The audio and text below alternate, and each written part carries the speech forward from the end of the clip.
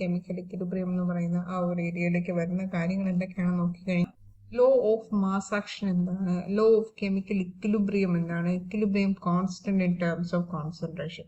നമ്മളിത് ശരിക്കും HSI physical സയൻസിന്റെ സിലബസിൽ നിന്ന് ഡയറക്റ്റ് കട്ട് ചെയ്തെടുത്താണ് law of mass action, law of chemical equilibrium, equilibrium constant in terms of concentration.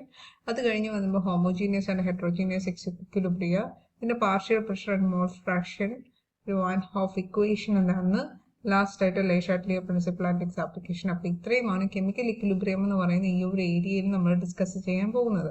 Okay, അതിന് മുമ്പായിട്ട് ഈ ഒരു ഏരിയയിൽ ഇതിന് മുമ്പായിട്ടൊരു ഫ്രീ എനർജി എന്ന് പറയുന്ന ഏരിയ നമ്മൾക്ക് ഇതിന്റെ തൊട്ട് മുമ്പത്തെ ഏരിയയിൽ ഡിസ്കസ് ചെയ്യാനുണ്ട്. അതും കൂടി ഈ ഒരു വീഡിയോയിൽ നമ്മൾ ഡിസ്കസ് ചെയ്യുന്നതായിരിക്കും. ഓക്കെ, ആദ്യമായിട്ട് നമുക്ക് ഫ്രീ എനർജി ഫങ്ഷൻസ് എന്തൊക്കെയാണെന്ന് നോക്കാം. ഗിബ്സ് ഊർജം ക്യാപിറ്റൽ ജിയും ഹെൽമോൾട്സ് ഫ്രീ എനർജി ക്യാപിറ്റൽ എയുമാണ് നമുക്ക് ഉള്ള രണ്ട് ഫ്രീ എനർജി ഫങ്ഷൻസ് എന്ന് പറയുന്നത്. അതിനകത്ത് ഗിബ്സ് എനർജി എന്താണെന്ന് വെച്ചാൽ ഡിനോട്ട് ചെയ്യുന്ന ലെറ്റർ ക്യാപിറ്റൽ ജി ആണ്.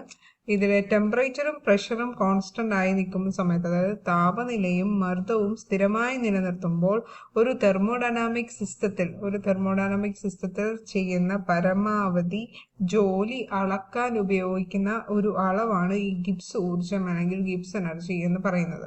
ഇനി ഇതിന്റെ ഇക്വേഷൻ എന്ന് പറയുന്നത് G = H - Ts. അതുകൊണ്ട് തന്നെ change in Gibbs energy = delta H, change in enthalpy minus temperature into change in entropy. ഇനി എപ്പോഴാണ് ഡെൽറ്റ G ഒരു റിയാക്ഷൻ എപ്പോഴാണ് സ്പോണ്ടേനിയസ് ആവുന്നതെന്ന് പറയുന്നത് അല്ലെങ്കിൽ സ്വയം പ്രാവർത്തികമാവുന്നു എന്നുള്ളത്, ഡെൽറ്റ ജിയുടെ വാല്യൂ എപ്പോഴൊക്കെ നെഗറ്റീവ് ആയിരിക്കുമോ അപ്പോഴത് സ്വയം പ്രാവർത്തികമായിരിക്കും. ഡെൽറ്റ ജിന്റെ വാല്യൂ നെഗറ്റീവ് ആവുന്ന സമയം അത് സ്വയം പ്രാവർത്തികമാവും. അതുപോലെ തന്നെ ആ റിയാക്ഷന്റെ ഒരു റിയാക്ഷന്റെ വാല്യൂ ഡെൽറ്റ ജിന്റെ വാല്യൂ പോസിറ്റീവ് ആണെങ്കിൽ ആ റിയാക്ഷൻ നോൺ സ്പോണ്ടേനിയസ് ആയിരിക്കും. ഇനി നമുക്ക് ഈ ഇക്വേഷനിൽ നിന്ന് ഡെൽറ്റ എച്ചും ടി ഡെൽറ്റ എസും ഉണ്ടല്ലോ, ആ ഡിഫറെന്റ് വാല്യൂസ് വെച്ച് നമുക്ക് ഡെൽറ്റ ജിനെ സ്വയം പ്രാവർത്തികമാണോ അല്ലയോ എന്ന് കണ്ടുപിടിക്കാം. അപ്പൊ ഡെൽറ്റ ജി നെഗറ്റീവ് ആണെങ്കിൽ സ്വയം പ്രാവർത്തികം, ഡെൽറ്റ ജി പോസിറ്റീവ് ആണെങ്കിൽ സ്വയം പ്രാവർത്തികമല്ല എന്നാണ്. ഇനി ഡെൽറ്റ എച്ച് പോസിറ്റീവും ഡെൽറ്റ എസ് പോസിറ്റീവുമാണ്. കണ്ടീഷൻ തന്നിരിക്കുവാണ് ഡെൽറ്റ എച്ച് പോസിറ്റീവും ഡെൽറ്റ ജി എസ് പോസിറ്റീവും. നമുക്കറിയാം delta G = delta H minus T delta S എന്ന് പറയുന്നതാണ് നമ്മുടെ ഇക്വേഷൻ. അപ്പൊ ഡെൽറ്റ എച്ചും പോസിറ്റീവാണ്, ഡെൽറ്റ എസും പോസിറ്റീവാണ്. അങ്ങനെയാണെങ്കിൽ ഉയർന്ന ടെമ്പറേച്ചറും താഴ്ന്ന ഡെൽറ്റ എസ് പോസിറ്റീവ് വാല്യൂമാണെങ്കിൽ അവിടുത്തെ ഡെൽറ്റ ജി നെഗറ്റീവ് ആയിരിക്കും അല്ലെങ്കിൽ സ്വയം പ്രാവർത്തികമായിരിക്കും reaction. Delta H already positive ആണ്. ഇനി എന്ത് ചെയ്യണം, ഈ ഒരു ടെമ്പറേച്ചർ ഹൈ ആണെങ്കിൽ മാത്രം, ഡെൽറ്റ എസ് പോസിറ്റീവ് ആണ് തന്നിട്ടുണ്ട് കണ്ടീഷൻ. ഇനി അവിടുത്തെ ടെമ്പറേച്ചർ ഹൈ ആണെങ്കിൽ മാത്രമേ നമുക്ക് ഈ ഒരു റിയാക്ഷൻ നെഗറ്റീവ് ആവത്തുള്ളൂ. അതുപോലെ തന്നെ രണ്ടാമത്തെ കണ്ടീഷൻ എന്ന് പറയുന്നത് ടെമ്പറേച്ചർ താഴ്ന്നും ഡെൽറ്റ എസിന്റെ വാല്യൂ, അതായത് എൻട്രോപ്പി ചേഞ്ചിന്റെ വാല്യൂ കൂടുതലും ആണെങ്കിൽ ഈ ഒരു റിയാക്ഷൻ ഡെൽറ്റ ജിന്റെ റിയാക്ഷൻ എന്ന് പറയുന്നത് ഡെൽറ്റ ജിന്റെ വാല്യൂ നെഗറ്റീവ് ആവാം. അപ്പൊ അത് രണ്ടും നോൺ സ്പോണ്ടേനിയസ് ആണെന്ന് പറയാം, സ്വയം പ്രാവർത്തികമാണെന്ന് പറയാം, സ്പോണ്ടേനിയസ് ആണെന്ന് പറയാം. സ്പോണ്ടേനിയസ് അല്ല, സ്പോണ്ടേനിയസ്, അതായത് സ്വയം പ്രാവർത്തികമാണെന്ന് പറയാം. അടുത്തത് നമ്മൾ പഠിക്കാൻ പോകുന്നത് ഹെൽമോൾട്സ് ഫ്രീ എനർജി എന്താണെന്നാണ്. ഹെൽമോൾട്സ് ഫ്രീ എനർജിയുടെ ഡിനോട്ട് ചെയ്യുന്ന ലെറ്റർ ക്യാപിറ്റൽ എ ആണ്. ഹെൽമോൾട്സ് ഫ്രീ എനർജി എന്ന് പറയുന്നത് ഇന്റേണൽ എനർജി യു, അതുപോലെ തന്നെ യുവിൽ നിന്ന് T S temperature into entropy എന്ന് പറയുന്ന ഈ ഒരു പ്രോഡക്റ്റ് ഡിക്രീസ് ചെയ്യുമ്പോഴാണ് അല്ലെങ്കിൽ മൈനസ് ചെയ്യുമ്പോഴാണ് നമുക്ക് ഗിബ്സ് ഹെൽമോൾട്സ് ഫ്രീ എനർജി എന്ന് പറയുന്നത്. ഇനി എന്താണ് ഹെൽമോൾട്സ് ഫ്രീ എനർജി ഹെൽമോൾട്സ് ഫ്രീ എനർജി എന്താണെന്ന് നോക്കിക്കഴിഞ്ഞാൽ ഒരു അടഞ്ഞ തെർമോഡൈനാമിക് സിസ്റ്റത്തിലുള്ള ഉപയോഗപ്രദമായ ജോലിയുടെ അളവ്. അപ്പോൾ നമുക്കറിയാം അടഞ്ഞ തെർമോഡൈനാമിക് സിസ്റ്റം അടച്ചു വെച്ചിരിക്കുകയാണ്, അതിന്റെ ഉപയോഗപ്രദമായ ജോലിയുടെ അളവിനെയാണ് നമ്മൾ ഈ ഹെൽമോൾട്സ് ഫ്രീ എനർജി അല്ലെങ്കിൽ എ കൊണ്ട് റെപ്രസെന്റ് ചെയ്യുന്നത്. ഇനി ഹെൽമോൾട്സ് ഫ്രീ എനർജിയും ഗിബ്സ് ഫ്രീ എനർജിയും തമ്മിലുള്ള റിലേഷൻഷിപ്പ് എന്ന് പറയുന്നത് ഇതാണ്. G = A + PV. ഇവിടെ G എന്ന് പറയുന്നത് ഗിബ്സ് ഫ്രീ എനർജി, A എന്ന് പറയുന്നത് ഹെൽമോൾട്സ് ഫ്രീ എനർജി, P എന്ന് പറയുന്ന പ്രഷർ, V എന്ന് പറയുന്നത് വോളിയം. ഇനി നമുക്ക് ഗിബ്സ് ഫ്രീ എനർജിയും ഹെൽമോൾട്സ് ഫ്രീ എനർജിയും തമ്മിലുള്ള ഡിഫറൻസ് എന്തൊക്കെയാണെന്ന് നോക്കാം. അതായത് ഗിബ്സ് ഫ്രീ എനർജി എന്ന് പറഞ്ഞു കഴിഞ്ഞാൽ can be defined as the maximum reversible work. എന്തുമാത്രം റിവേഴ്സിബിൾ വർക്ക് ഉണ്ട് that can be obtained from A particular system. അപ്പൊ ഗിബ്സ് ഫ്രീ എനർജി എന്ന് പറഞ്ഞു കഴിഞ്ഞാൽ it can be defined as maximum reversible work that can be obtained from A particular system. ഒരു സിസ്റ്റത്തിൽ നിന്ന് obtain ചെയ്യാൻ പറ്റുന്ന മാക്സിമം റിവേഴ്സിബിൾ വർക്കിനെയാണ് നമ്മൾ ഗിബ്സ് ഫ്രീ എനർജി കൊണ്ട് ഡിനോട്ട് ചെയ്യുന്നത്. But Helmholtz free energy എന്ന് പറഞ്ഞാൽ it can be defined as the useful work that can be obtained by a closed system. ഒരു ക്ലോസ്ഡ് സിസ്റ്റത്തിൽ നിന്ന് ഒബ്റ്റെയിൻ ചെയ്യാൻ പറ്റുന്ന യൂസ്ഫുൾ വർക്കിനെയാണ് നമ്മൾ ഹെൽമോൾട്ട്സ് ഫ്രീ എനർജി അല്ലെങ്കിൽ എ കൊണ്ട് ക്യാപിറ്റൽ എ കൊണ്ട് ഡിനോട്ട് ചെയ്യുന്നത്. ഇനി നമുക്ക് രണ്ടാമത്തെ ഡിഫറൻസിലേക്ക് നോക്കാം. ഗിബ്സ് ഫ്രീ എനർജി എന്ന് പറയുന്നത് calculated for systems under constant temperature and pressure. അപ്പൊ ഗിബ്സ് ഫ്രീ എനർജി എന്ന് പറയുന്നത് കാൽക്കുലേറ്റ് ചെയ്യുന്നത് കോൺസ്റ്റന്റ് ടെമ്പറേച്ചറിലും പ്രഷറിലുമാണ്. പക്ഷെ നമ്മുടെ ഹെൽമോൾട്ട്സ് ഫ്രീ എനർജി കാൽക്കുലേറ്റ് ചെയ്യുന്നത് കോൺസ്റ്റന്റ് ടെമ്പറേച്ചറിലും വോളിയവും. അവിടെ വോളിയം കോൺസ്റ്റന്റ് ആയിരിക്കണം. അതുകൊണ്ട് തന്നെ not much used since it considers a constant volume. Constant volume കണ്ടീഷനിലായതുകൊണ്ട് തന്നെ നമ്മൾ ഹെൽമോൾട്ട്സ് ഫ്രീ എനർജി അധികം ഉപയോഗിക്കത്തില്ല. പക്ഷെ കൂടുതലായിട്ട് ഉപയോഗിക്കുന്ന ഗിബ്സ് ഫ്രീ എനർജി കണ്ടീഷൻ ആയിരിക്കും. അവിടെ കോൺസ്റ്റന്റ് ടെമ്പറേച്ചറും കോൺസ്റ്റന്റ് പ്രഷറുമാണ്. ഇവിടെ കോൺസ്റ്റന്റ് ടെമ്പറേച്ചറും കോൺസ്റ്റന്റ് വോളിയവുമാണ്. അപ്പോൾ നമുക്കറിയാം വോയിൽസ് ലോ അനുസരിച്ച് ടെമ്പറേച്ചർ മാറുമ്പോൾ വോളിയവും മാറുമല്ലോ. അതുകൊണ്ട് ഹെൽമോൾട്ട്സ് ഫ്രീ എനർജി അധികം ഉപയോഗിക്കുന്നില്ല. ലാസ്റ്റത്തെ റിലേഷൻ ഇതാണ്. Chemical reactions are spontaneous when energy change is negative in the case of Gibbs free energy. അതേസമയം ഹെൽമോൾട്ട്സ് ഫ്രീ എനർജിയിൽ എനർജി ചേഞ്ച് പോസിറ്റീവ് ആവുമ്പോഴാണ് കെമിക്കൽ റിയാക്ഷൻസ് സ്പോണ്ടേനിയസ് ആവുന്നത്. അപ്പൊ ഇത്രയും കാര്യങ്ങളാണ് നമുക്ക് ഫ്രീ എനർജിനെ കുറിച്ച് പഠിക്കാൻ. കെമിക്കൽ ഇക്വിലിബ്രിയത്തിലേക്ക് പോവാണ്. അതിന് മുമ്പായിട്ട് ഫിസിക്കൽ ഇക്വിലിബ്രിയം എന്താണെന്ന് നോക്കാം. What are the general characteristics of physical equilibrium? Physical ഇക്വിലിബ്രിയത്തിന്റെ ജനറൽ ക്യാരക്ടറിസ്റ്റിക്സ് എന്തൊക്കെയാണ്? അടച്ച സിസ്റ്റത്തിൽ മാത്രമേ ഇക്വിലിബ്രിയം സാധ്യമാവുള്ളൂ. അപ്പോൾ ഒരു ക്ലോസ്ഡ് സിസ്റ്റത്തിൽ മാത്രമേ ഈ ഫിസിക്കൽ ഇക്വിലിബ്രിയം പോസിബിൾ ആവത്തുള്ളൂ. രണ്ടാമത്തെ പോയിന്റ്, അളക്കാൻ കഴിയുന്ന എല്ലാ ഗുണങ്ങളും, ഇപ്പോൾ ടെമ്പറേച്ചർ ആയിക്കോട്ടെ, പ്രഷർ ആയിക്കോട്ടെ, വോളിയം ആയിക്കോട്ടെ, വാട്ട് എവർ ബി, മെഷർ ചെയ്യാൻ പറ്റുന്ന എല്ലാ ഗുണങ്ങളും സ്ഥിരമായിരിക്കും, കോൺസ്റ്റന്റ് ആയിരിക്കും. മൂന്നാമതായിട്ട് ഇക്വിലിബ്രിയം എല്ലായ്പ്പോഴും ചലനാത്മകമാണ്, ഡൈനാമിക് ആയിരിക്കും. നേച്ചർ ചലനാത്മകമാണ്. ഈ മൂന്ന് കണ്ടീഷൻസ് ആണുള്ളത്. General characteristics of physical equilibrium എന്ന് പറയുന്നത് അടുത്ത സിസ്റ്റത്തിൽ മാത്രമേ ഇക്വിലിബ്രിയം സാധ്യമാവൂ, അളക്കാൻ കഴിയുന്ന എല്ലാ ഗുണങ്ങളും സ്ഥിരമായിരിക്കും, ഇക്വിലിബ്രിയം എല്ലായ്പ്പോഴും ചലനാത്മകമായിരിക്കും. മൂന്ന് കണ്ടീഷൻസ്. ഇനി what R reversible and irreversible reaction? നമ്മൾ നേരത്തെ പറഞ്ഞായിരുന്നു ഉഭയദിശാ പ്രവർത്തനങ്ങൾ, അതുപോലെ ഏകദിശാ പ്രവർത്തനങ്ങൾ തുടങ്ങിയ ദിശാപ്രവർത്തനങ്ങളാണ് ഈ റിവേഴ്സിബിൾ ആൻഡ് ഇറിവേഴ്സിബിൾ റിയാക്ഷൻസ് എന്ന് പറയുന്നത്. ഒരേ സാഹചര്യത്തിൽ ഇരു ദിശകളിലേക്കും നടക്കുന്ന രാസപ്രവർത്തനങ്ങളെ ഉഭയദിശാ പ്രവർത്തനങ്ങൾ അല്ലെങ്കിൽ റിവേഴ്സിബിൾ റിയാക്ഷൻസ് എന്ന് പറയുന്നു. അപ്പോൾ ഒരേ സാഹചര്യത്തിൽ സെയിം ടൈമിൽ തന്നെ സൈമൾട്ടേനിയസ്ലി അത് ഫോർവേഡ് റിയാക്ഷനും ബാക്ക്വേർഡ് റിയാക്ഷനും നടക്കുന്നുണ്ടെങ്കിൽ we can call it as ഉഭയദിശാ പ്രവർത്തനങ്ങൾ. For example N2 + 3H2 gives 2NH3. അപ്പൊ ഇവിടെ നോക്കി ഈ റിവേഴ്സിബിൾ ആരോ ആണ് ഇട്ടിരിക്കുന്നത്. അതായത് നൈട്രജനും ഹൈഡ്രോജനും ചേർന്നിട്ട് അമോണിയ ഉണ്ടാവുകയും at the same time ammonia എന്ത് ചെയ്യും, തിരിച്ച് നൈട്രജനും ഹൈഡ്രോജനുമായിട്ട് ഡിസോസിയേറ്റ് ചെയ്യുകയും ചെയ്യും. ദീസ് ടൈപ്പ് ഓഫ് റിയാക്ഷൻസ് ആണ് നമ്മൾ റിവേഴ്സിബിൾ റിയാക്ഷൻസ് എന്ന് പറയുന്നത്. അടുത്തത് അതിന്റെ തന്നെ വേറൊരു എക്സാമ്പിൾ ആണ് 2SO2 + O2 gives 2SO3. ഇവിടെയും അതേ റിവേഴ്സിബിൾ ആരോ ആണുള്ളത്. അതായത് നമ്മൾ ഫോർവേഡ് റിയാക്ഷൻ നടക്കുന്നുണ്ട്, ബാക്ക്വേർഡ് റിയാക്ഷൻ നടക്കും. ചില രാസപ്രവർത്തനങ്ങളിൽ റിയാക്ടൻസ് പ്രോഡക്ട്സ് ആകുകയും എന്നാൽ തിരിച്ച് പ്രോഡക്ട്സ് റിയാക്ടൻസ് ആവാതിരിക്കുകയും ചെയ്യുന്ന രാസപ്രവർത്തനങ്ങളെ ഏകദിശാ പ്രവർത്തനങ്ങൾ എന്ന് പറയും. അതായത് റിവേഴ്സിബിൾ അല്ല, അത് ഇറിവേഴ്സിബിൾ ആണ്. ഒരു തവണ, അതായത് ഒരു ഫോർവേഡ് റിയാക്ഷൻ നടത്തി കഴിഞ്ഞു കഴിഞ്ഞാൽ തിരിച്ചതിന് ബാക്ക്വേർഡ് നടക്കാൻ പറ്റത്തില്ല എങ്കിൽ ദീസ് ടൈപ്പ് ഓഫ് റിയാക്ഷൻസിനെ പറയുന്നവരാണ് ഏകദിശാ പ്രവർത്തനങ്ങൾ. ഇനി നമ്മൾ കെമിക്കൽ ഇക്വിലിബ്രിയം എന്ന് പറയുന്ന കോൺസെപ്റ്റിലേക്ക് വരികയാണ്. നമുക്കിനി കൺസെപ്റ്റ് ഓഫ് കെമിക്കൽ ഇക്വിലിബ്രിയത്തിന്റെ കോൺസെപ്റ്റ് എന്താണെന്ന് നോക്കാം. Concept of chemical equilibrium. താഴെ പറയുന്ന റിവേഴ്സിബിൾ റിയാക്ഷൻ പരിഗണിക്കുക. A+B gives C+D. അപ്പൊ നമ്മളിവിടെ ഒരു ഉഭയദിശാ പ്രവർത്തനമാണ് നോക്കുന്നത്. ഉഭയദിശാ പ്രവർത്തനം എന്ന് പറഞ്ഞു കഴിഞ്ഞാൽ റിവേഴ്സിബിൾ റിയാക്ഷൻ ആണ്. അവിടെ നമ്മൾ A+B gives C+D എന്ന് പറയുന്ന ഒരു ഉഭയദിശാ പ്രവർത്തനമാണ് നമ്മളിപ്പോൾ എടുത്തിരിക്കുന്നത്.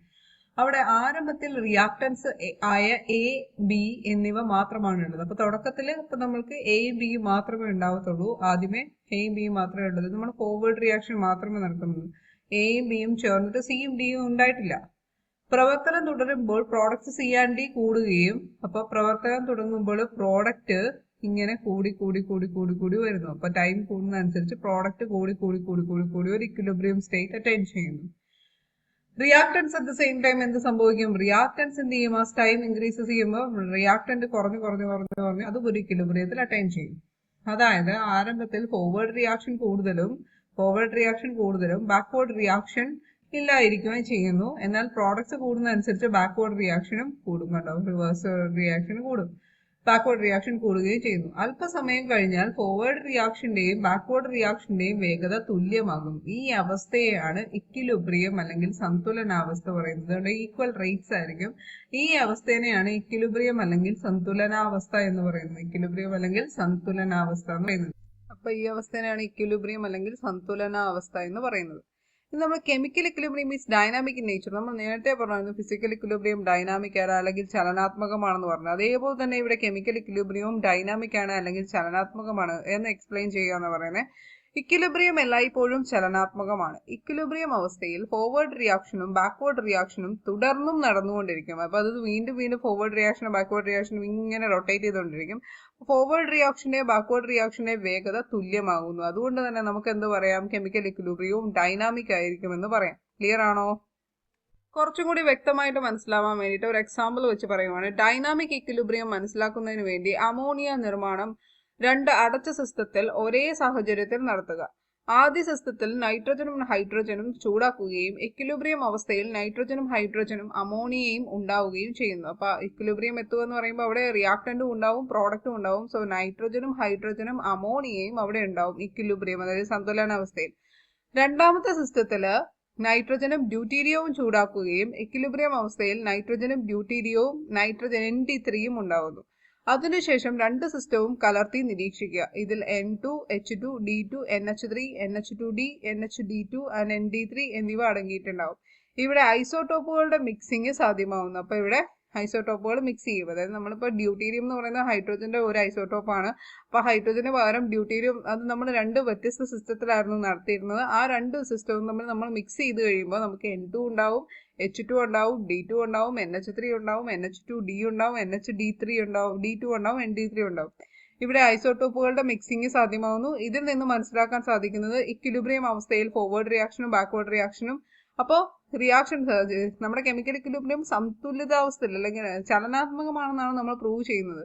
അപ്പോൾ ഓൾറെഡി രണ്ടെണ്ണം ഇക്വിലിബ്രിയം അറ്റൈൻ ചെയ്തതിന് ശേഷം നമ്മൾ അത് രണ്ടും കൂടി മിക്സ് ചെയ്ത് കഴിയുമ്പോൾ നമുക്ക് വീണ്ടും ഇവിടെ പുതിയ പ്രോഡക്ട്സ് ആയിട്ടുള്ള NH2D കിട്ടി, NHD2 കിട്ടി, ND3 കിട്ടി. വിച്ച് മീൻസ് അവിടെ വീണ്ടും ഫെർദർ റിയാക്ഷൻസ് നടന്നുകൊണ്ടിരിക്കുകയാണ്. Which means equilibrium chemical equilibrium is dynamic in nature. നടന്നുകൊണ്ടേയിരിക്കുന്നു. അതായത് ഫോർവേഡ് റിയാക്ഷന് ബാക്ക്വേർഡ് റിയാക്ഷന് വേഗത തുല്യമാകുന്നു. അവിടെ എപ്പോഴും ചലനാത്മകമാണ്. അവിടെ വീണ്ടും റിയാക്ഷൻസ് നടന്നുകൊണ്ടിരിക്കുന്നു. ഇനി what are the characteristics of chemical equilibrium? Chemical ഇക്വിലിബ്രിയത്തിന്റെ ക്യാരക്ടറിസ്റ്റിക്സ് എന്താണ്? കെമിക്കൽ ഇക്വിലിബ്രിയം എല്ലായ്പ്പോഴും ചലനാത്മകമാണ്. ഇപ്പോൾ ഓൾറെഡി നമ്മൾ പ്രൂവ് ചെയ്തു അല്ലെ. ഇനി രണ്ടാമത്തെ പോയിന്റ്, നിരീക്ഷിക്കാൻ കഴിയുന്ന ഒബ്സർവ് ചെയ്യാൻ കഴിയുന്ന ഗുണങ്ങളായ മർദ്ദം, ഗാഢത, കോൺസെൻട്രേഷൻ, നിറം, കളർ എന്നിവ സ്ഥിരമായി നിൽക്കുന്നു. കെമിക്കൽ ഇക്വിലിബ്രിയം ഇരു ദിശകളിൽ നിന്നും സാധ്യമാണ്. Forward reaction backward reaction. Chemical equilibrium അടച്ച സിസ്റ്റത്തിൽ മാത്രമേ ഇക്വിലിബ്രിയം സാധ്യമാകൂ. അപ്പൊ കെമിക്കൽ ഇക്വിലിബ്രിയവും അടച്ച സിസ്റ്റത്തിൽ അല്ലെങ്കിൽ ക്ലോസ്ഡ് സിസ്റ്റത്തിൽ മാത്രമേ ഇക്വിലിബ്രിയം എന്ന് പറയുന്ന ആ ഒരു സന്തുലനാവസ്ഥ സാധ്യമാവുകയുള്ളൂ. കെമിക്കൽ ഇക്വിലിബ്രിയം ഇനി വീണ്ടും ഡീപ്പായിട്ട് പോയിക്കൊണ്ടിരിക്കുകയാണ്. അപ്പൊ നമുക്ക് അടുത്ത ഒരു ചോദ്യം പരിശോധിക്കാം. What is law of chemical equilibrium? നമുക്ക് പഠിക്കാനുള്ളതാണ് ലോ ഓഫ് മാസ് ആക്ഷൻ അല്ലെങ്കിൽ law of chemical equilibrium. Law of chemical equilibrium തന്നെ മാസ് ആക്ഷൻ എന്ന് പറയുന്നത്. പണ്ടത്തെ കാലത്ത് മാസ് വെച്ചിട്ടായിരുന്നു ഇത് ഡിനോട്ട് ചെയ്തിരുന്നത്. അതുകൊണ്ടാണ് ലോ ഓഫ് മാസ് ആക്ഷൻ എന്ന് പറയുന്നത്. ഇനി ഇക്വിലിബ്രിയം കോൺസ്റ്റന്റ്, ആ ഒരു പെർട്ടിക്കുലർ കോൺസ്റ്റന്റ് അല്ലെങ്കിൽ ആ ഇക്വിലിബ്രിയം സ്ഥിരാങ്കം, സന്തുലന സ്ഥിരാങ്കം എന്ന് പറയുന്നതിനെ കുറിച്ചാണ് ഇപ്പോൾ ഡിസ്കസ് ചെയ്യുന്നത്. ഒരു ജനറൽ റിവേഴ്സിബിൾ ഉഭയദിശാ പ്രവർത്തനം എടുക്കുകയാണെങ്കിൽ A+B gives C+D. അതിന്റെ ഇക്വിലിബ്രിയം കോൺസ്റ്റന്റ് അല്ലെങ്കിൽ സന്തുലന സ്ഥിരാങ്കം എന്ന് പറയുന്നത് Kc in terms of concentration എന്നുള്ളതാണ് ഈ C ഡിനോട്ട് ചെയ്യുന്നത്. അപ്പൊ ഇതിന്റെ ഇക്വിലിബ്രിയം കോൺസ്റ്റന്റ് എന്ന് പറയുന്നത് പ്രോഡക്റ്റിന്റെ, ഇത് നമ്മുടെ പ്രോഡക്റ്റ് ആണ്, ഇത് നമ്മുടെ റിയാക്ടന്റ് ആണ്. ഇനി പ്രോഡക്റ്റിന്റെ കോൺസെൻട്രേഷന്റെ പ്രോഡക്റ്റ്, അപ്പൊ പ്രോഡക്റ്റ് എന്ന് പറയുമ്പോൾ സിയും ഡിയും ആണ്. അതിന്റെ കോൺസെൻട്രേഷൻ ആണ് കോൺസെൻട്രേഷൻ ഓഫ് സിയും കോൺസെൻട്രേഷൻ ഓഫ് ഡിയും. അതിന്റെ പ്രോഡക്റ്റ് അതായത് C/D കണ്ടോ, divided by concentration of A into concentration of B. അതായത് റിയാക്ടന്റിന്റെ കോൺസെൻട്രേഷൻ ടേംസിന്റെ പ്രോഡക്റ്റ്, അതായിരിക്കും നമ്മുടെ Kc എന്ന് പറയുന്നത് അല്ലെങ്കിൽ സന്തുലന സ്ഥിരാങ്കം എന്ന് പറയുന്നത്. ഇപ്പൊ consider general reversible reaction A+B gives C+DD ആണെങ്കിലോ, അതായത് നമ്മൾ ഇവിടെ എന്ത് ഇൻട്രൊഡ്യൂസ് ചെയ്തു, സ്റ്റോയിഷ്യോമെട്രിക് കോഎഫിഷ്യന്റും കൂടെ ഇൻട്രൊഡ്യൂസ് ചെയ്തിട്ടുണ്ട് എങ്കിൽ നമ്മൾ ആ സ്റ്റോയിഷ്യോമെട്രിക് കോഎഫിഷ്യന്റിനെ ഇവിടെ പവർ ആയിട്ട് വേണം കാണിക്കാൻ. That is Kc is equal to concentration of C to the power C into concentration of D to the power D divided by concentration of A to the power A into concentration of B to the power small letter b. Clear ആണോ? അവിടുത്തെ ആ സ്റ്റോയിഷ്യോമെട്രിക് കോഎഫിഷ്യന്റിനെ അല്ലെങ്കിൽ number of മോൾസിനെ നമ്മൾ എന്തായിട്ട് കാണിക്കണം, അവിടെ power ആയിട്ട് കാണിക്കണം. ക്ലിയർ അല്ലേ? ഇനി ഒരു പ്രത്യേക താപനിലയിൽ പ്രോഡക്റ്റുകളുടെ മോളാർ കോൺസെൻട്രേഷന്റെ ഗുണനത്തെ റിയാക്ടന്റുകളുടെ മോളാർ കോൺസെൻട്രേഷന്റെ ഗുണനവുമായി ഹരിച്ചാൽ ഒരു സ്ഥിര സംഖ്യ ലഭിക്കുന്നു. ഈ സ്ഥിര സംഖ്യയെ ഇക്വിലിബ്രിയം കോൺസ്റ്റന്റ് എന്ന് പറയുന്നു. ഈ നിയമത്തെയാണ് ലോ ഓഫ് കെമിക്കൽ ഇക്വിലിബ്രിയം എന്ന് പറയുന്നത്. അപ്പൊ ലോ ഓഫ് കെമിക്കൽ ഇക്വിലിബ്രിയം എന്താണെന്ന് മനസ്സിലായോ? അതായത് ലോ ഓഫ് കെമിക്കൽ ഇക്വിലിബ്രിയം എന്ന് പറയുന്നത് ഒന്നുമില്ല, ഒരു ഒരു ഉഭയദിശാ പ്രവർത്തനം നമ്മൾ കൺസിഡർ ചെയ്യുക. A+B=C+D. അവിടെ ഇക്വിലിബ്രിയം കോൺസ്റ്റന്റ് എന്ന് പറയുന്നത് നമുക്ക് ഇങ്ങനെ റെപ്രസെന്റ് ചെയ്യാൻ പറ്റും. എങ്ങനെ? Product of the concentration of the product divided by product of the concentration of the reactant. അതായത് പ്രോഡക്റ്റിന്റെ കോൺസെൻട്രേഷൻ ടേംസിന്റെ പ്രോഡക്റ്റ് ഡിവൈഡഡ് ബൈ, അതായത് നോക്കിക്കേ, പ്രത്യേക താപനിലയുടെ പർട്ടിക്കുലർ കോൺസ്റ്റന്റ് ടെമ്പറേച്ചറിൽ പ്രോഡക്റ്റുകളുടെ മോളാർ കോൺസെൻട്രേഷന്റെ ഗുണനത്തെ റിയാക്ടന്റുകളുടെ മോളാർ കോൺസെൻട്രേഷന്റെ ഗുണനവുമായി ഹരിച്ചാൽ കിട്ടുന്ന സ്ഥിര സംഖ്യ ഇക്വിലിബ്രിയം കോൺസ്റ്റന്റ് എന്നറിയപ്പെടുന്നു. ഈ നിയമത്തെ ലോ ഓഫ് കെമിക്കൽ ഇക്വിലിബ്രിയം എന്ന് പറയുന്നു. ക്ലിയർ അല്ലേ? ഇതിപ്പോ നമ്മൾ കോൺസെൻട്രേഷൻ ആണ്. കോൺസെൻട്രേഷൻ എന്ന് പറഞ്ഞാൽ ഇപ്പൊ നമുക്ക് ലിക്വിഡ് സബ്സ്റ്റൻസ് എല്ലാം ദ്രാവക അവസ്ഥയിലുള്ള ഒരാളെയാണ് നമ്മൾ കോൺസെൻട്രേഷൻ വേണ്ടത്. ഇനി ഗേഷ്യസ് സബ്സ്റ്റൻസ് എടുത്താലോ വാതകാവസ്ഥയിലാണെങ്കിലോ ഇതിനെ തന്നെ നമുക്ക് റീറൈറ്റ് ചെയ്യാം. അവിടെ സിക്ക് പകരം പി കൊടുക്കുക. Kp = ഇവിടെ കോൺസെൻട്രേഷന് പകരം അവിടെ പാർഷ്യൽ പ്രഷർ വരും, അല്ലെങ്കിൽ അത് തന്നെ പാർഷ്യൽ പ്രഷർ വരും. partial pressure of C to the power C into partial pressure of D to the power D divided by partial pressure of A to the power A into partial pressure of B to the power B എന്ന് വരും. ഇനി ഈ റിലേഷനിൽ നമുക്ക് Kp ഇവിടെ നമുക്ക് concentration തന്നേക്കുന്ന Kc ആണ്, ഇവിടെ equilibrium constant in terms of partial pressure ആണ്. ഇവർ തന്നെ റിലേറ്റ് ചെയ്യുന്ന ഒരു ഇക്വേഷൻ ഉണ്ട്, Kp = Kc into RT to the power delta n. അപ്പൊ ഇവിടെ നോക്ക്, തിരിഞ്ഞു പോകാൻ ചാൻസ് ഉള്ള ഒരു ഏരിയ ആണ്. അപ്പൊ ഇവിടെ നമുക്കറിയാം Kp എന്ന് പറയുന്നത്, അതായത് പ്രഷർ എപ്പോഴും കൂടുതലാണ്. അപ്പൊ നമുക്ക് കോൺസെൻട്രേഷൻ ടേമിന്റെ കൂടെ ഇക്വിലിബ്രിയം കോൺസ്റ്റന്റ് Kc, അതായത് equilibrium constant in terms of concentration into RT. R എന്നാണ് യൂണിവേഴ്സൽ ഗ്യാസ് കോൺസ്റ്റന്റ് ആണ്. അപ്പൊ നമ്മളിവിടെ ഗ്യാസിനെയാണ് കണ്ടുപിടിക്കുന്നത്. പ്രഷർ എന്ന് പറയുമ്പോൾ അതിന്റെ ഇക്വിലിബ്രിയം കോൺസ്റ്റന്റ് ആണ്. അപ്പൊ നമ്മൾ കോൺസെൻട്രേഷൻ ടേമിന്റെ ഇക്വിലിബ്രിയം കോൺസ്റ്റന്റ് എടുത്ത് ഗ്യാസ് കോൺസ്റ്റന്റും temperature raise to the power delta change in number of മോൾസുമായിട്ട് ഈ ഒരു ഇക്വേഷനിൽ സബ്സ്റ്റിറ്റ്യൂട്ട് ചെയ്താൽ മാത്രമേ നമുക്ക് relation between Kp and Kc കിട്ടത്തുള്ളൂ. ഇവിടെ Kp എന്ന് പറയുന്നത് equilibrium constant in terms of pressure, Kc എന്ന് പറയുന്നത് equilibrium constant in terms of concentration. Clear അല്ലേ? Kp = Kc into RT to the power delta n. അപ്പൊ ഇവിടെയാണ് നമ്മൾ law of chemical equilibrium and equilibrium constant എന്ന് പറയുന്ന കോൺസെപ്റ്റ് നമുക്ക് പഠിക്കാനുള്ളതാണ്. അത് നമ്മൾ ഇൻട്രൊഡ്യൂസ് ചെയ്യുന്നത്. ഇവിടെ ഡെൽറ്റ എൻ എന്ന് പറയുന്നത് change in number of moles ആണ്. ഇപ്പൊ റിയാക്ടന്റിന്റെ സൈഡിലും ഉണ്ട് കുറച്ച് എയും ബിയും, പ്രോഡക്റ്റിന്റെ സൈഡും ഉണ്ട് അല്ലെ, സ്മോൾ ലെറ്റർ സിയും സ്മോൾ ലെറ്റർ ഡിയും. അപ്പൊ ഇവർ തമ്മിലുള്ള ചേഞ്ച് ഇൻ നമ്പർ ഓഫ് മോൾസിൽ ഉണ്ടാകുന്ന ചേഞ്ചിനെയാണ്, അതായത് ഡെൽറ്റ എൻ എന്ന് പറയുമ്പം NP - NR ആണ്. അതായത് പ്രോഡക്റ്റ് സൈഡിലുള്ള നമ്പർ ഓഫ് മോൾസ് മൈനസ് റിയാക്ടന്റിന്റെ സൈഡിലുള്ള നമ്പർ ഓഫ് മോൾസ്. കിട്ടിയോ? ഗേഷ്യസ് റിയാക്ടന്റും ഗേഷ്യസ് പ്രോഡക്റ്റും ആയിരിക്കണേ. ഓക്കെ, അപ്പൊ ഇതാണ്.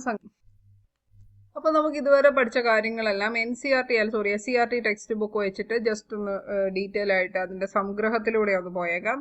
ദ്രാവകാവസ്ഥയിൽ നിന്ന് ബാഷ്പത്തിലേക്ക് കടക്കുന്ന തന്മാത്രകളുടെ എണ്ണവും ബാഷ്പത്തിൽ നിന്ന് ദ്രാവകാവസ്ഥയിലേക്ക് തിരികെ വരുന്ന തന്മാത്രകളുടെ എണ്ണവും തുല്യമായാൽ സന്തുലനം കൈവരിച്ചതായി നമുക്ക് പറയാം.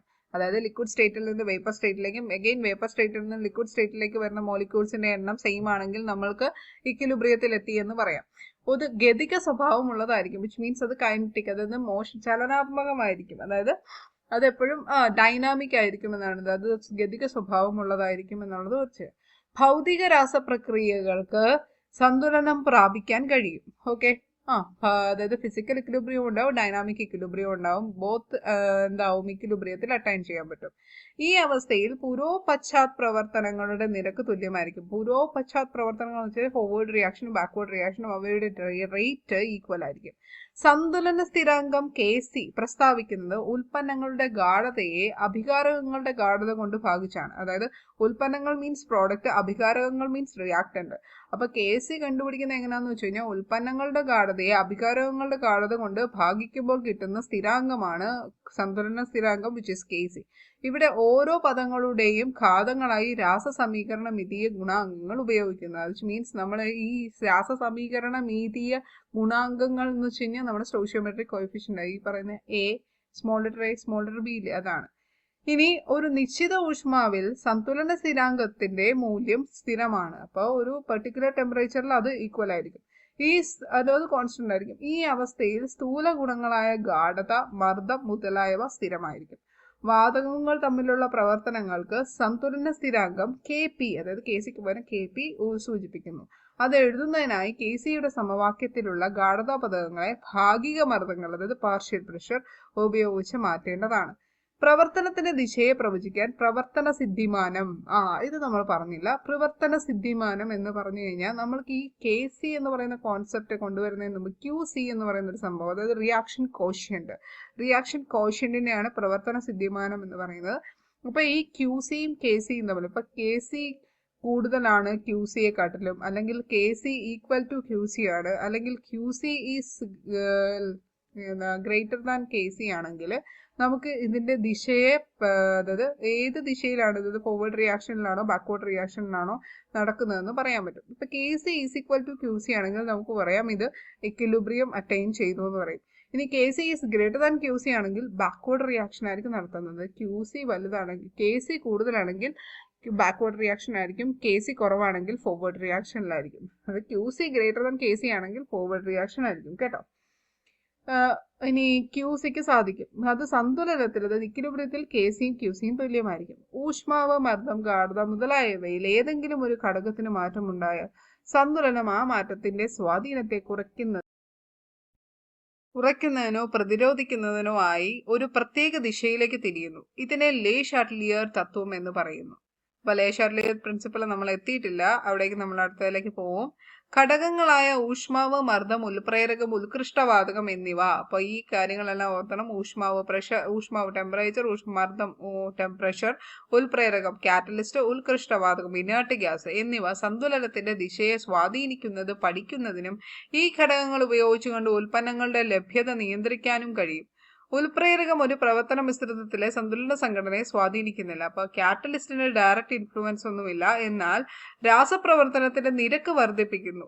പക്ഷെ അത് rate of the reaction increase ചെയ്യുന്നു, അല്ലെങ്കിൽ നെഗറ്റീവ് കാറ്റലിസ്റ്റ് ആണെങ്കിൽ കുറയ്ക്കുന്നു. അഭികാരകങ്ങൾ ഉൽപ്പന്നങ്ങളാകുന്നതിനും തിരിച്ചും ഊർജം കുറഞ്ഞ പുതിയ പാത ലഭ്യമാക്കിക്കൊണ്ടാണ് ഇത് സാധ്യമാകുന്നത്. അപ്പം ആക്ടിവേഷൻ എനർജി കുറഞ്ഞ വേറെ ഒരു പാത്തിൽ കൂടെയാണ് ഈ പറയുന്ന കാറ്റലിസ്റ്റ് ഇവരെ സ്പീഡപ്പ് ചെയ്യുന്നത്. ഓക്കെ, ഇത്രയും കാര്യങ്ങളാണ് നമുക്ക് നോക്കാം ഇനി ഡീറ്റെയിൽ ആയിട്ട്. ലേ ഷാറ്റ്ലിയർ പ്രിൻസിപ്പിളിലേക്ക് പോകുന്നതിന് മുമ്പ് നമ്മുടെ സിലബസിൽ ഹോമോജീനിയസ് ഇക്വിലിബ്രിയ എന്താണ്, ഹെറ്ററോജീനിയസ് ഇക്വിലിബ്രിയ സന്തുലനാവസ്ഥ എന്താണെന്ന് ചോദിച്ചിട്ടുണ്ട്. അപ്പൊ എല്ലാ റിയാക്ടന്റുകളും ഒരേ അവസ്ഥയിലുള്ള ഇക്വിലിബ്രിയമാണ് എങ്കിൽ ഹോമോജീനിയസ് ഇക്വിലിബ്രിയം എന്ന് പറയും. ഫോർ എക്സാമ്പിൾ ഇവിടെ ഗ്യാസ് ആണ്, ഇതും ഗ്യാസ് ആണ്. അതായത് എല്ലാ റിയാക്ടന്റുകളും എല്ലാ പ്രോഡക്റ്റുകളും ഒരേ അവസ്ഥയിൽ, ഇപ്പൊ ഗേഷ്യസ് സബ്സ്റ്റൻസ് ഗേഷ്യസ് അവസ്ഥയിൽ തന്നെയാണ്. So this is homogeneous equilibrium. ഇനി റിയാക്ടന്റുകളും പ്രോഡക്റ്റുകളും വ്യത്യസ്ത അവസ്ഥയിലുള്ള ഇക്വിലിബ്രിയം ആണെങ്കിൽ അതിനെ ഹെറ്ററോജീനിയസ് ഇക്വിലിബ്രിയം എന്ന് പറയും. ഇവിടെ CaCO3 കാൽസ്യം കാർബണേറ്റ് സോളിഡ് സ്റ്റേറ്റിലാണ് ഉള്ളത്, കാൽസ്യം ഓക്സൈഡ് സോളിഡ് സ്റ്റേറ്റിലാണ്. പക്ഷെ ഇവിടെ കാർബൺ ഡൈ ഓക്സൈഡ് എന്ന് പറയുന്നത് ഗേഷ്യസ് സ്റ്റേറ്റിലാണുള്ളത്. കണ്ടോ, അപ്പോൾ സോളിഡ് സ്റ്റേറ്റും ഉണ്ട് ഗേഷ്യസ് സ്റ്റേറ്റും ഉണ്ട്. ഇത് മീൻസ് ഇത് ഹെറ്ററോജീനിയസ് ഇക്വിലിബ്രിയം ആണ്. അതുപോലെ തന്നെ കാർബൺ ഇവിടെ സോളിഡ് സ്റ്റേറ്റിലാണ്, വാട്ടർ ഇവിടെ ഗേഷ്യസ് സ്റ്റേറ്റിലാണ്, വേപ്പർ സ്റ്റേറ്റിലാണ്. അപ്പൊ നമുക്ക് കാർബൺ മോണോക്സൈഡ് കിട്ടും, അത് ഗേഷ്യസ് സ്റ്റേറ്റിലാണ്. ഹൈഡ്രജനും ഗേഷ്യസ് സ്റ്റേറ്റിലാണ്. ഇവിടെ കണ്ടോ സോളിഡും ഉണ്ട് ഗ്യാസും ഉണ്ട്. So this is also an example for heterogeneous equilibrium. Clear അല്ലേ? ഇനി നമുക്ക് ഇക്വിലിബ്രിയം കോൺസ്റ്റന്റിന്റെ ക്യാരക്ടറിസ്റ്റിക്സ് പ്രോപ്പർട്ടീസ് എന്തൊക്കെയാണെന്ന് നോക്കാം. ഒരു നിശ്ചിത താപനിലയിൽ ഒരു റിവേഴ്സിബിൾ റിയാക്ഷന്റെ ഇക്വിലിബ്രിയം കോൺസ്റ്റന്റിന് ഒരു നിശ്ചിത വില ഉണ്ടായിരിക്കും. അതായത് ഒരു ടെമ്പറേച്ചർ, ഒരു പെർട്ടിക്കുലർ ടെമ്പറേച്ചറിൽ ഒരു ഇക്വിലിബ്രിയം കോൺസ്റ്റന്റിന് ഒരു പെർട്ടിക്കുലർ വാല്യൂ ആയിരിക്കും. എന്നാൽ താപനില മാറുമ്പോൾ അതും മാറും. അപ്പൊ താപനില മാറുമ്പോൾ എന്ത് സംഭവിക്കും? ടെമ്പറേച്ചർ ചേഞ്ച് ചെയ്യുമ്പോൾ ഇക്വിലിബ്രിയം കോൺസ്റ്റന്റും ചേഞ്ച് ചെയ്യും. അടുത്തത്, ഇക്വിലിബ്രിയം കോൺസ്റ്റന്റിന്റെ വില ആരംഭഗാഢതകളെ ആശ്രയിക്കുന്നില്ല. അതായത് ഇനിഷ്യൽ കോൺസെൻട്രേഷൻ എന്താണെന്നുള്ളത് ഇക്വിലിബ്രിയം കോൺസ്റ്റന്റ് ഡിപ്പെൻഡ് ചെയ്യുന്നില്ല. ആരംഭഗാഢതകൾ ഇനീഷ്യൽ കോൺസെൻട്രേഷനെ ഡിപ്പെൻഡ് ചെയ്യുന്നില്ല.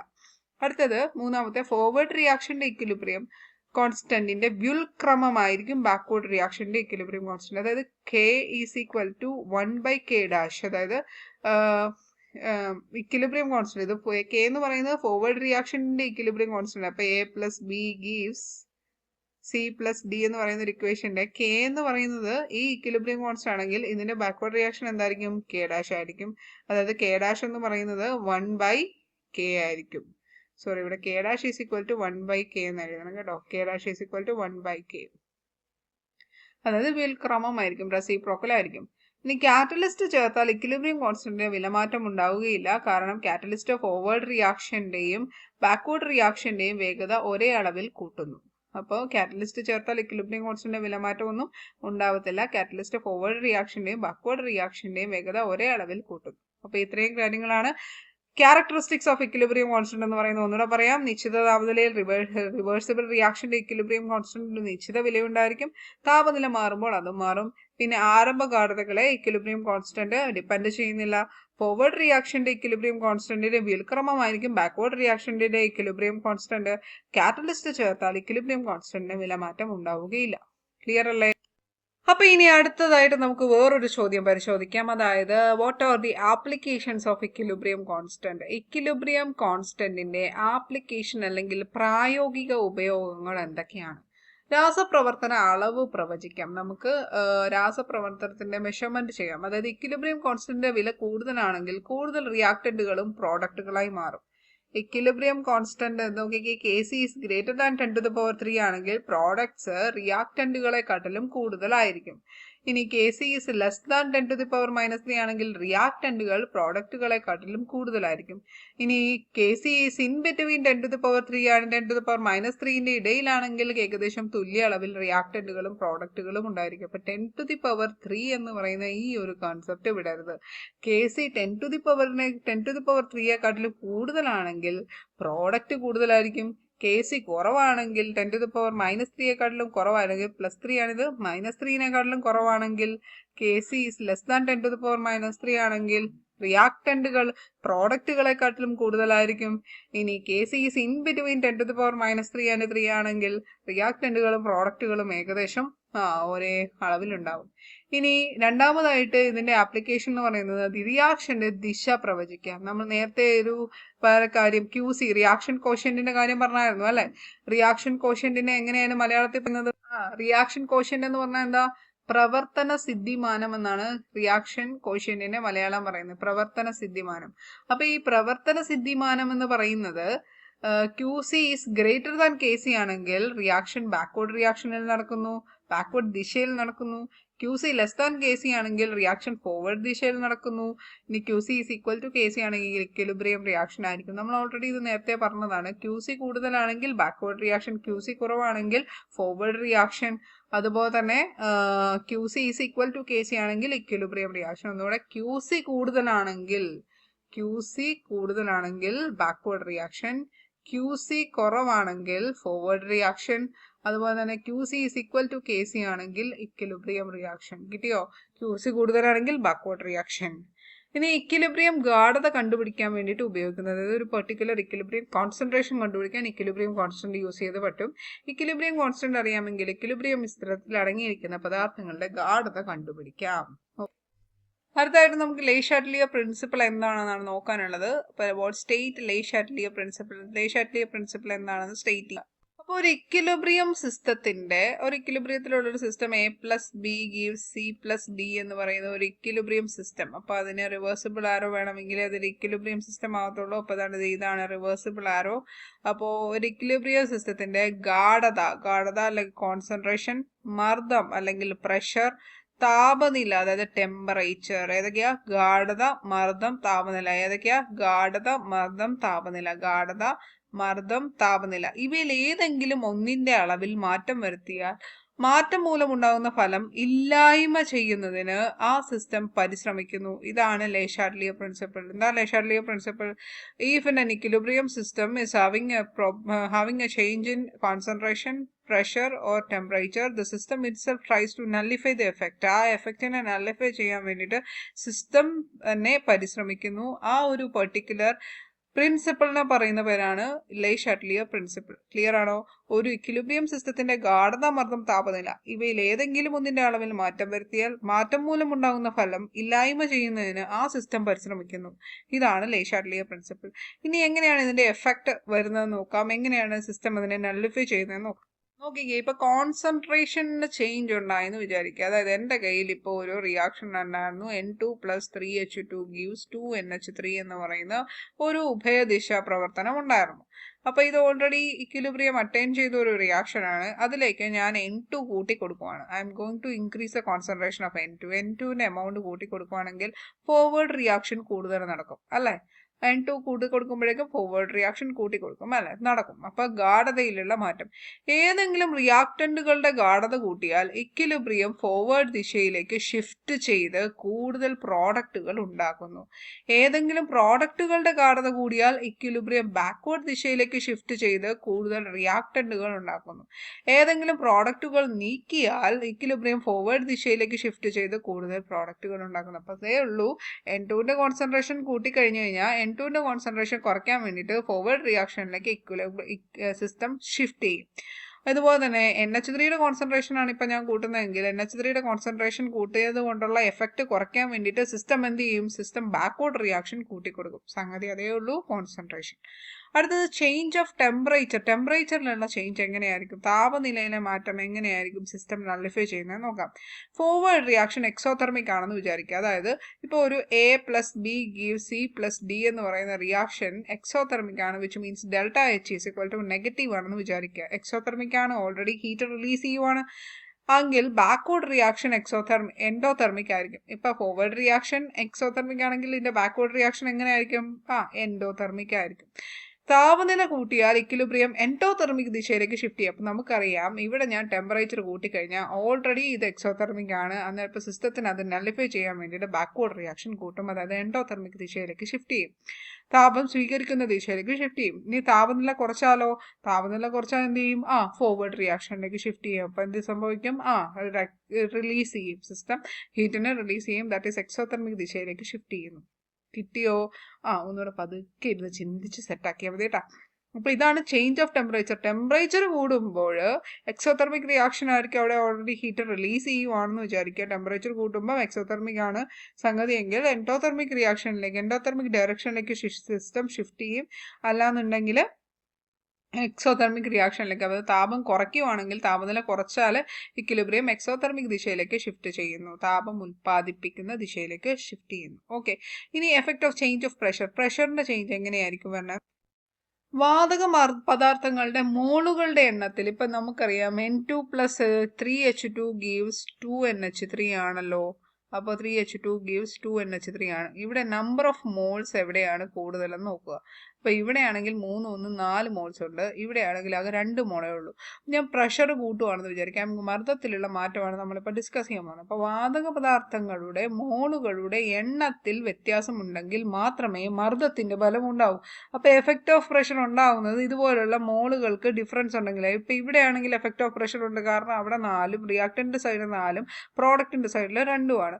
മർദ്ദം കൂടിയാൽ മർദ്ദം കുറയ്ക്കുന്നതിന് വേണ്ടി മോളിക്യൂളുകളുടെ എണ്ണം കുറയുന്ന ദിശയിലേക്ക് ഇക്വിലിബ്രിയം ഷിഫ്റ്റ് ചെയ്യുന്നു. അപ്പം ഞാൻ മർദ്ദം കൂട്ടുക, സിസ്റ്റത്തിൽ മർദ്ദം കൂട്ടുക. അപ്പം മോളിക്യൂളുകളുടെ എണ്ണം കുറവുള്ളത് ഇവിടെ 2NH3. അപ്പം മർദ്ദം കൂട്ടുവാണെങ്കിൽ എന്ത് സംഭവിക്കും? ഇവിടെ NH3യുടെ കോൺസെൻട്രേഷൻ അല്ലെങ്കിൽ പ്രൊഡക്ഷൻ കൂടും.